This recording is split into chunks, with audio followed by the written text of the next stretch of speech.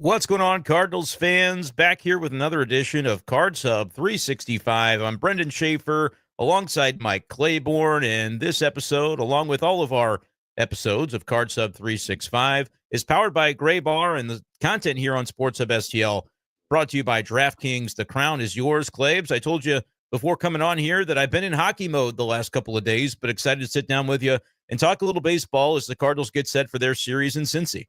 Well, the baseball has been better compared to last week. The hockey has been fantastic. So we got a lot of fun things to talk about. In Cincinnati, with that ballpark and how they play, you don't know what to expect. I mean, we saw a lot of games just get decided on a walk-off or, just when you thought 8 runs was enough. It's just a different place, man. It's a different place to play. And now you throw in the fact that pitching is a little bit better. Their offense seems like it's starting to come around. This will be a good test for the Cardinals. Yeah, we'll take a preview of that 4-game series. Anytime you're playing 4 games at Great American Ballpark, as you said, a lot of different things might take place over that span. And the Reds, of course, with a new manager now. So we'll preview that series. But I wanted to start, Claibs, with the roster news that the Cardinals just now made official. Thomas Saggese heading to AAA Memphis. The Cardinals are giving an opportunity now to Jose Barrero, who, of course, spent a number of his major league seasons with the Cincinnati Reds, and he'll join the Cardinals for this road trip. Your impressions of this move? Obviously, Claibs, there are some folks disappointed because you look at the stats. Saggese has done well, but we've also seen kind of limited playing time now that Mason Wynn has returned from the injured list. Yeah, it really came down to him getting some at-bats. And as creative as you want to be, there just weren't going to be enough at-bats for Saggese on a daily basis. That's one reason. I think also they want to see what Barrero looks like, so they'll have a better idea of what players look like before they call them up. And you have to remember, we hadn't seen Saggese since the end of spring training, and he accounted for himself reasonably well, showed he could play a couple of positions and swung the bat fairly well also. But, Barrero is a guy that literally was he caught everyone's eye in spring training. He could play a couple of positions. He had a really good throwing arm. He swung the bat early well and then kind of cooled off. But he looks the part. I mean, he's a much bigger player. And I think they just want to see what he can do, along with how does he handle getting 3 at-bats a week, 4 at-bats a week, maybe as a pinch hitter or maybe in a DH role. So you want to see what that looks like at this level, and he'll get his chance. And, the other thing you have to take into account, Ivan Herrera is close to coming back. I wouldn't be surprised to see him go out on a rehab in Memphis and see him here by the end of St. Louis by the end of the week. Right, and that could be part of this too. You get a look at Jose Barrero before maybe another roster move. You expect probably Pozo would be the move there if and when Herrera should return. I believe he told reporters last week that maybe toward the end of this week going out on a rehab.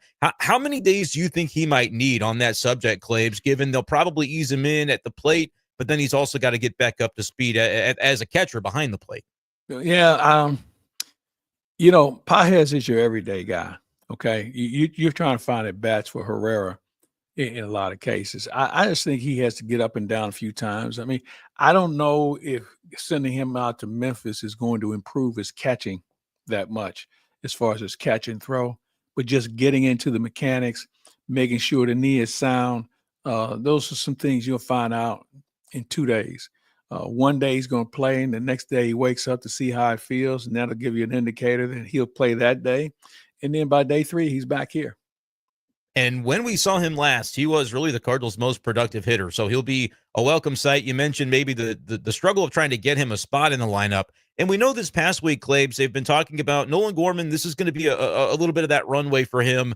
They've talked a lot about it, and then they wanted to put those words into action and see what it looks like for him on a regular basis over the course of the past week. A guy like Saggese, another guy like Burleson, maybe a couple of the candidates who lost some time in the lineup as a result of that. But that's still going back to what we've talked about since spring, part of what the Cardinals are aiming to do with this 2025 season. And so Saggese ends up on the other side of that as a guy who just turned 23. You mentioned someone who has to be getting those daily at-bats as he continues to develop.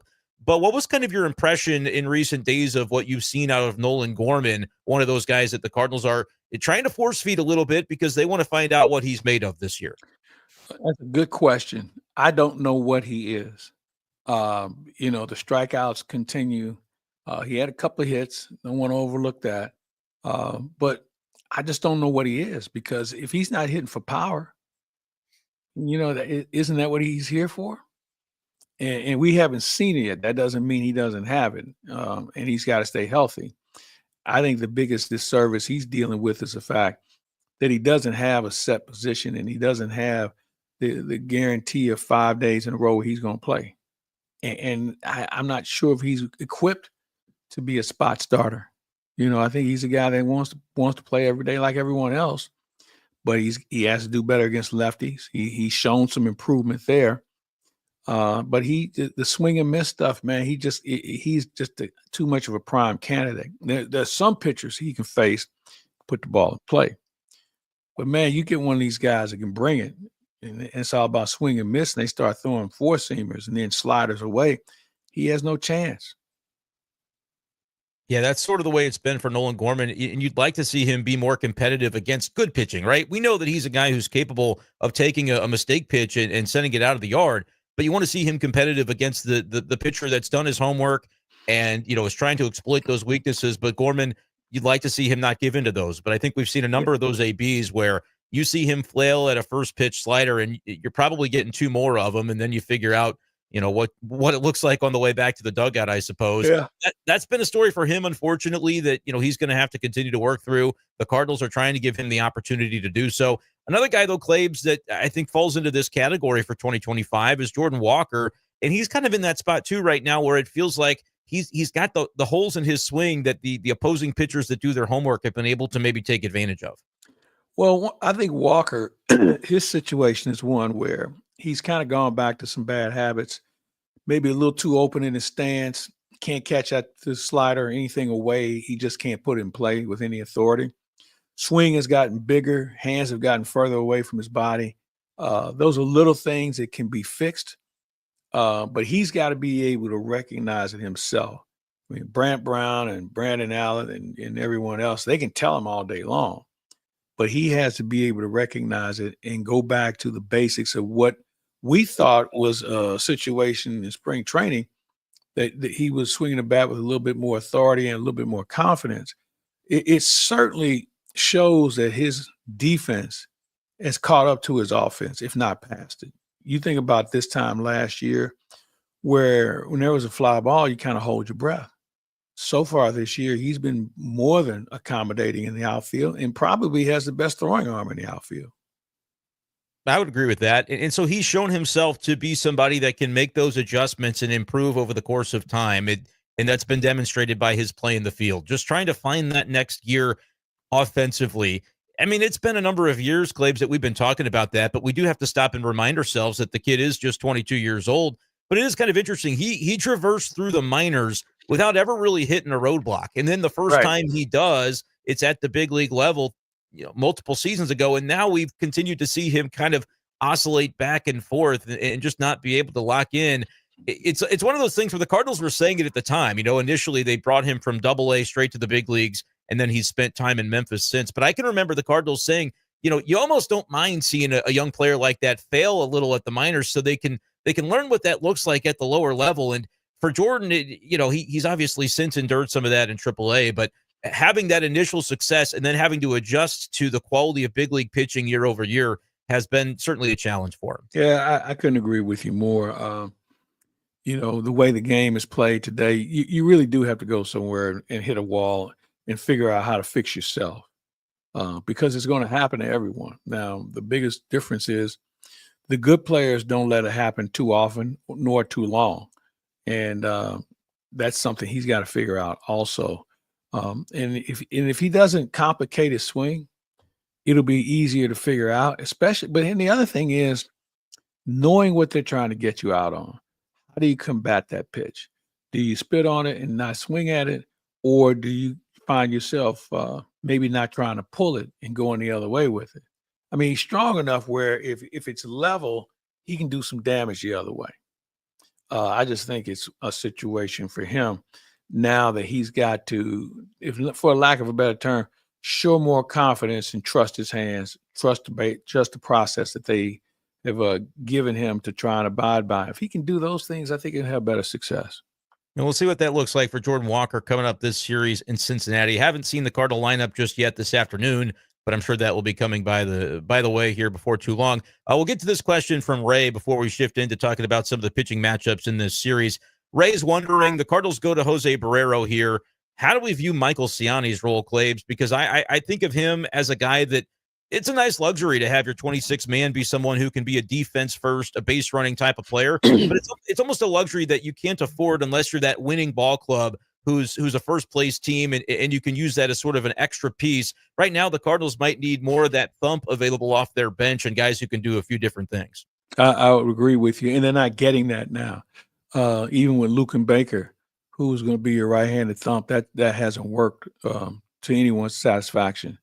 So in Ciani's case, where he was already struggling at the plate, your glove can only take you so far, especially as Walker is playing better.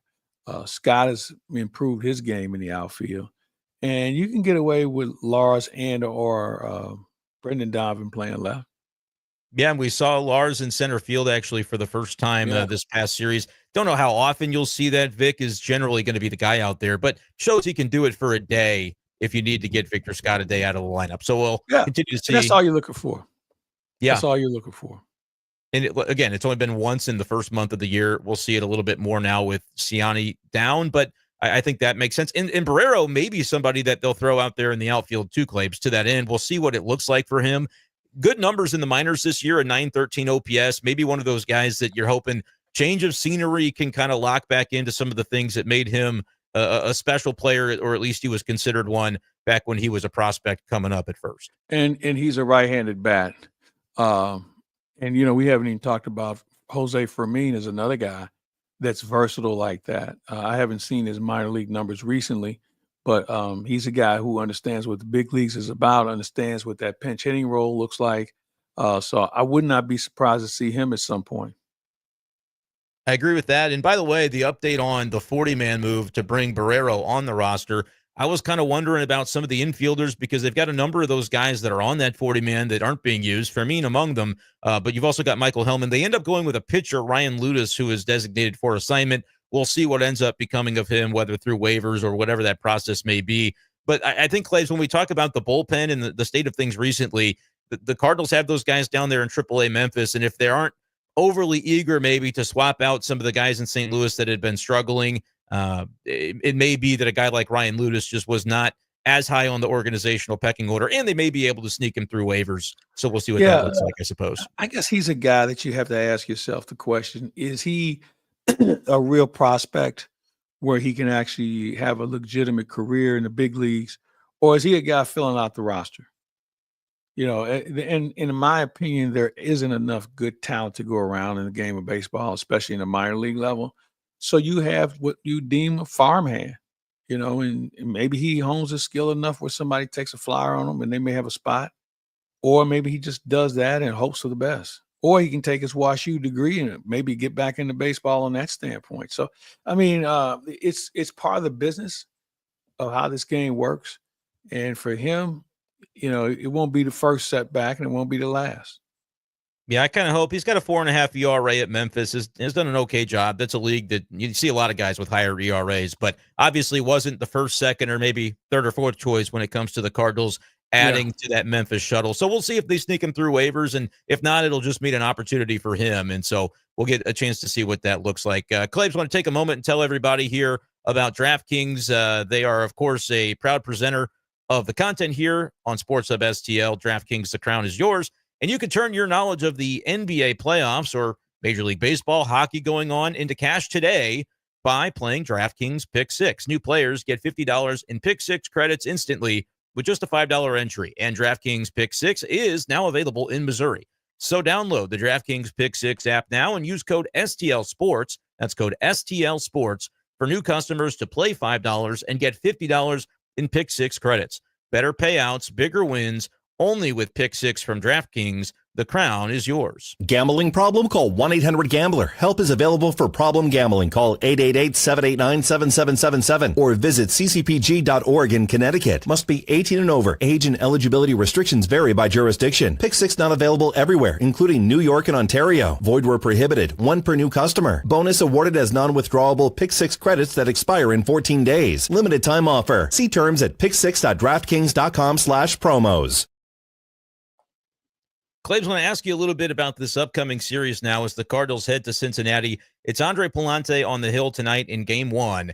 And much like the team itself, Pallante has been a guy who has been a lot more effective at home this season compared to on the road. And this is certainly a ballpark where he's going to want to keep the baseball down, get those ground balls, because if you don't, Claibs, the ball can fly out of this yard. It can. And Cincinnati, as I mentioned earlier, is playing well. They won 4 in a row. And they have some bats, but the pitching is really started to come around a little bit. So I expect this series to be a high-scoring one. It's important for Pallante to get you at least 6 innings because you're going to be short this week bullpen-wise because Matz is going to go back into the rotation. You're going to have Miles Michaelis throwing this week. And, I've determined with him, it looks like he's a guy who can give you 5 innings or go through the batting order twice. That third time through the order, it is not looking good. And that's a situation where you're going to probably need 3 relievers if he pitches. So whatever night he pitches, you better make sure you have some help for the other guys for the rest of the week. And it starts tonight with Pallante. And that's interesting, Claibs, because and even a little bit unfortunate because you think about the value that Miles Michaelis has brought to the Cardinals in previous seasons. It was as that guy throwing 200-plus innings and really being a sort of workhorse for you out there on the mound to go 6 or 7. But Oliver Marmol has been on top of this. You look at those numbers the third time through. That's why the Cardinals have been trying at every turn to protect him from those scenarios because they get more out of him when they don't expose him to those spots. Yeah, it's the darndest thing, but I think it's a pattern that we see in baseball today. If you can get 6 innings in or 2 lanes down the road, that'll be enough. We'll find somebody else to clean it up. Because it looks like, Brendan, when it goes south, it goes way south. Guys blow up to a point where you can't even get a guy warmed up in the bullpen ready quick enough. Because it's just something about that third time through that hitters have made the adjustment. A lot of pitchers haven't, and it can be fireworks. Certainly can be, and we'll see what it looks like for Miles later on in the series. And back to Pallante tonight, we'll get a look at him. I'm looking at some of the Reds batters who have experience against him. Nobody really jumping off the page in a significant way with their career numbers. It's a 2 for 9 for Elly De La Cruz, a couple of walks and a couple of strikeouts. What's your impression of that player, Elly De La Cruz? Obviously one of the key players the Cardinals will have to limit this week. Good player, just so raw in everything he does. Is he a shortstop or is he a center fielder? He could go the way of O'Neal Cruz in Pittsburgh. He's just playing on just natural raw ability. I think once he gets himself under the role of being a more well-rounded baseball player, we're talking about a guy that just checks all the boxes. But it takes time, and you have to make sure you have people around him to develop him too and help him grow. If you do that, he's going to be special, man. They could use a little help. They're still trying to figure out what they look like offensively. The pitching is starting to be something you're paying attention to now. So, they're not that far away. And as I said earlier, in the spring, I thought that they would be in front of Milwaukee in the standings. I looked at it being Cardinals, Cubs, a distant Cincinnati, and then the Pirates and the Milwaukee Brewers. Yeah, and we'll see the way it's all kind of jumbled up for the time being in terms of the way the standings is laid out there. Yeah. But it's something that does make the Reds interesting. I'm curious for your thoughts. Like, they get the new manager. Terry Francona comes in and tries to be a guy that'll kind of set a new tone there for Cincinnati, because it seems like at the beginning of a lot of these recent seasons, we hear, oh, look out for the Reds this year. Here they come. Yeah. And they never quite put it together. What do you think about that? The change in manager, can that be something that for Cincinnati puts really them do. on the right step? I think it's one of the reasons why I feel they'll be a better team. And let's face it, Hunter Brown, and from the start, if he's gotten off to, is he's not throwing anymore. He's pitching. And they have some other young arms that they really like that may be able to back him up down the road. So that's that they have a lot of ingredients on why you think that they could be, I won't say a surprise team, but a much improved team. I would agree with that. And you're going to see a number of those younger pitchers. You mentioned Hunter Green. He's a guy they'll see later on in this series. The matchup with Michaelis is a toughie because Brady Singer, he came over in the Jonathan India trade, will oppose the Cardinals tomorrow with Michaelis on the hill. That's going to be a matchup. He's 4-0. He's had a really strong start. And then there's another guy in their rotation that I like. I believe we'll see him later on in the series on Wednesday, taking on Steven Matz. Andrew Abbott is another guy who, Yes. in those recent seasons where the Reds have not really put it together, they've had these names. He's shown up. Injured. He's healthy right now. So if he threw 11 strikeouts a couple of weeks ago. So that's another guy that no rest for the weary, Claibs. The Cardinals are going to face some tough pitching in this series. But to the point of this question, Brant Brown has said there's a time to hit and a time to slug. How do you view this series against some power arms, some guys that are going to be, going for the strikeouts? Can the Cardinals slug their way through this, or is that maybe a dangerous approach? They're going to have to. Because no lead is safe. They have guys on their team that when they get rolling, they could slug with anybody. So obviously you get runs any way you can, but in this situation, if you want to sit back and just think you can dink and dunk with those pitchers that they have, it's going to be a little bit of a challenge. I think you got to go all four.